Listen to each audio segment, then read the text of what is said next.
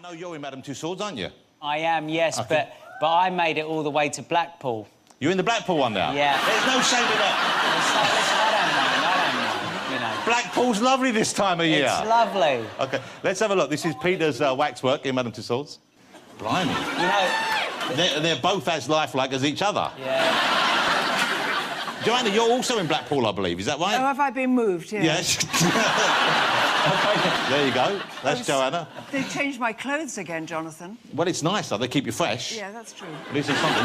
Meatloaf. Now, Meatloaf's really hit the big time. Meatloaf's waxwork is in the New York City, Madame Tussauds. That's pretty exciting, Mr. Loaf, is it not? Oh, I thought maybe I got moved to Blackpool as well. No.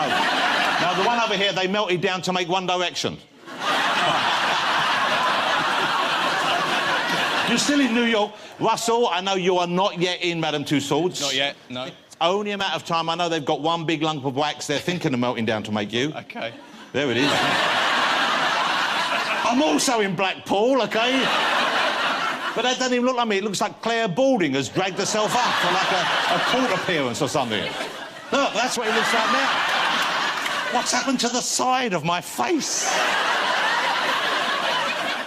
I know what it is. The Graham Norton waxwork comes out at night and punches me. That's what he does. So, sadly, if you want to see JLS live, there's not much time left, OK? I've always been a big fan. I would like to make my own little tribute to JLS now to start the show, OK? So, I'm just going to warm up a bit. Got to stretch. OK. I'm going to start with the crouch.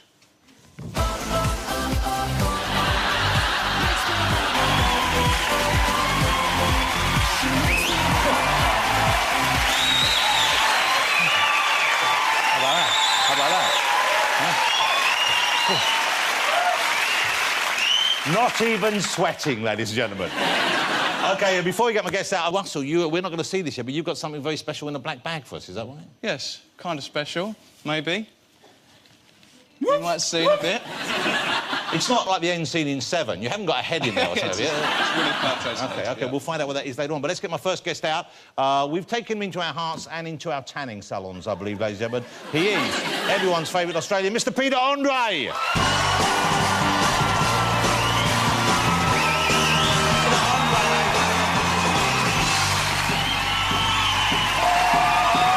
That's the full bow. Great to see you.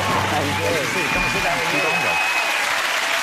Well, it's lovely to have you here. It's great to see you. Nice to see you. I feel like I'm seeing you a lot anyway, because I watched the show that looks in at your life, and, of course, you know, I think we all do feel, those who watch it, that we really...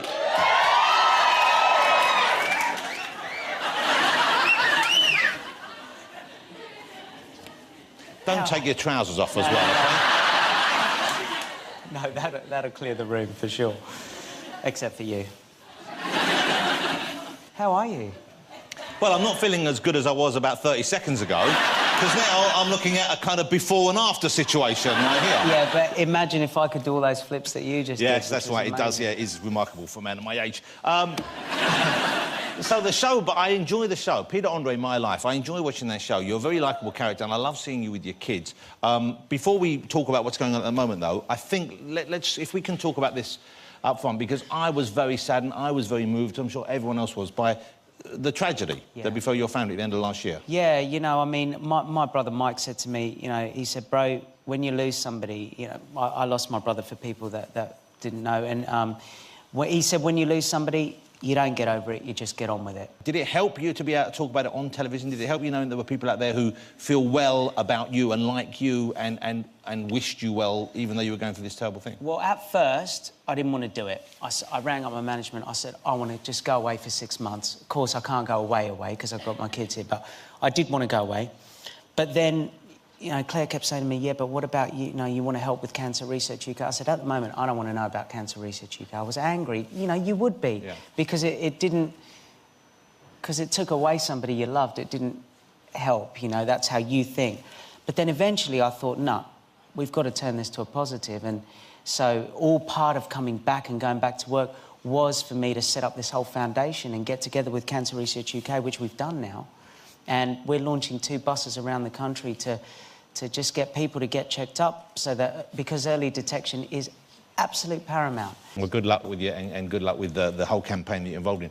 Let me ask you, but let's talk about music. Let's talk about the reason why you first came over here, where we first got to meet Peter Andre, was you are a singing star. That's what you do, and that's obviously what you love doing. Is it strange to you now that you're as known for other things, perhaps even better known for other things outside of your music now in this country? I mean, I'm lucky I'm still here. Do you know, I sometimes think 22 years ago I got signed up on national TV in Australia, and I thought I would last a couple of years. I know.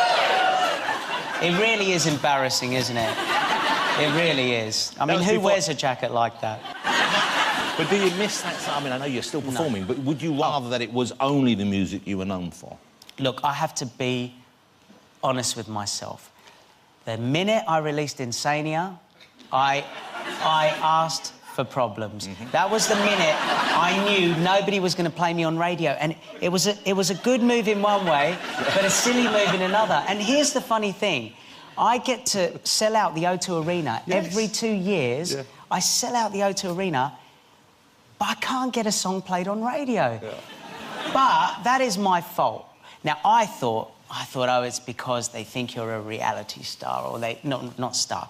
They think you're a reality man, or they think you're this. And then I thought, maybe they just think your music's shit. Yeah, well... OK, so, the talent show you were on in Australia, which one was that? New Faces? You're not. Well, I've never... Well, because that must have been... You must have looked totally different. I look... You know what? Go on, then. Go on what? No, just do it. Just do it. Honestly... What? No, because I know. Go on what? What, Peter? Peter Do you know Andre, what? Honestly, I'm going to be honest, because there will be Aussies watching this show, and I know they're going to go to me, no wonder Australia didn't like you at the end. I mean, look at me here. Yes, you now look, you are now a modern gentleman, you're a metrosexual, good-looking, hunky guy, sitting there, polished and buffed, OK? Yeah, OK. But in 1990... when Peter Andre first appeared on TV, well, it was a different story.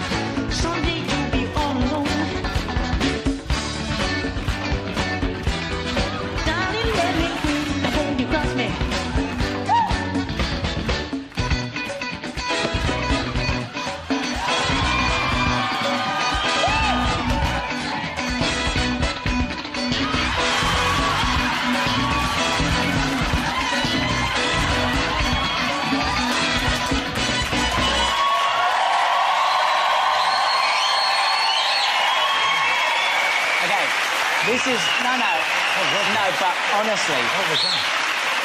This is my time. This is my time. What was that? Yeah, exactly. This is my time to ask the Aussie public to please forgive me, but I was a kid. You know, I was 15 or something like that. You were a kid with attention deficiency disorder from the look of things. Do you know... I'm sure... What was that with the neck? I've never seen anything... anything like it. I've never seen anything like it since. It's just... I was going through a teenage crisis. And puberty. It was puberty and, you know, didn't know where... Joanna, have you ever seen anyone move like that in public before? I thought he looked fantastic. See, you see? Joanna, I was young. That's why she's one of our best actresses. You see how well she lied then? Did you see how she pulled that off? Mate, what did you think of that performance? I'm getting my hair cut exactly like that. I used to use, you know, Silhouette hairspray. Do you remember that? The black one, right? It was this big. I used to use half a can of hairspray before I used to go on the show. Now I use about... Half a can. Half a can. Yeah. I'm different now, obviously. Leopard can't change his spots. OK, it's so great to have you here. I love having you on the show because I think you're a charm. And the first time I interviewed you, I think, properly, you were with Katie still. And you came on my show with Katie Price, and I don't think you'd actually got married yet. You hadn't got married. And I thought you made a lovely couple, I'll be honest with you. I thought and you obviously had something, that's for sure.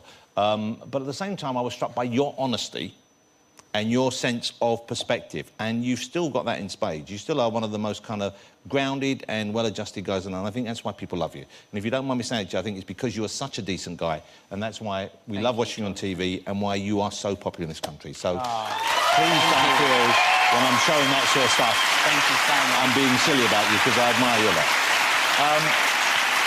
When I watch the show, when I see you on TV, when I see My Life, the name of your show, I love seeing it with your children. You have the most adorable children, and they're not just kind of like, you know, they're really pretty, cute little things, but also what lovely personalities they have. They seem to be They're really sweet kids. How do they deal with the filming? Do they enjoy it? I'm imagining I guess for them, that's a normal life now. Junior is a little star. That kid, I mean, he comes up to me and he goes, "Yo, dude, where are the cameras?" I'm going, "What do you mean, where are the cameras? Who do you think you are?" He says, "Jose Feliciano." I said to him, "What do you mean, where's the cameras?" He goes, "Got to show my flow, Dad. Got to show my flow."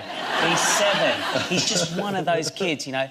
My daughter, obviously, I've always said she's going to be a nun, so she's leading that way, she's moving that way, she's very quiet, very polite. They're great kids. They're great kids. Here's a clip of Peter in the kitchen. I think this is going out this Thursday, this coming Thursday, this one. This is Peter in the kitchen with them, and they're just adorable. Look at this. Excellent. That was a joke without it even meaning to be a joke. Daddy, Junior, What chewing gum, dude? How can I smell weird? not your mouth. You mean my face? No, your nose. Smell my nose. Oh, I know what it is. Bit of self-tan. Oh, nice smell, Dad. All right, guys, calm down. Bit of self-tan going on there. My Life is on Thursdays, ITV2, 9 p.m. It's always a great watch. I always enjoy seeing you with your family on there. I also follow you on Twitter, and I was amazed some of the things you do to promote the show on Twitter. One thing in particular, you announced that you would, if people followed you and if they watched the show, you would try and break a record, didn't you? It was a challenge, the Jaffa Cake Challenge. Tell me about this. Right, so the Jaffa Cake Challenge is simple. You've got to see how many Jaffa Cakes you can eat in 1 minute. Now, my cousin did 50 in 5 minutes. So I thought... 50 in 5 minutes? I mean, he's huge. He's huge, right? But he did it, and I thought, well, that means you can do 10 a minute. You did how many in a minute did you do? 9, but... Well, the world record, I think, is 17 in a minute. Impossible. Well, you say that, but someone's done it. That's why it's a world record. It's not impossible. chance. It's difficult. That's why it's worthy of note, but it's not impossible. So, we are going to have a Jaffa Cake Challenge. At the end of the show, Yes. I'm going to take Peter Andre, former Australian world record holder, Jaffa Cake eater, possibly, here in the studio. Okay? I can't wait. Can I say continued success? Thanks. Peter Andre, ladies and gentlemen. Thank you, Peter. Great to see you.